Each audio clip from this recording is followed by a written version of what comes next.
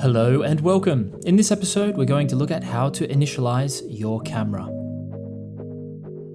Press the menu button, then navigate over to the briefcase icon.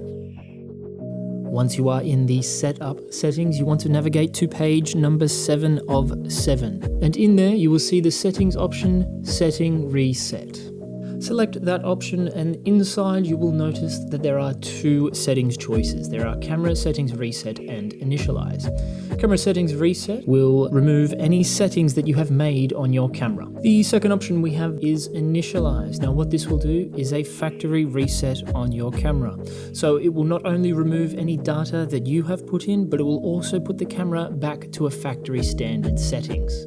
But be mindful, with either of these options, it will permanently remove any settings that you have saved on your camera. Once your camera has rebooted, select the place in the world you just so happen to live. Once you're in there, then also select your date and time for where you are. A notification for Play Memories and of course Imaging Edge will come up. Otherwise, that is it. You have reset your camera.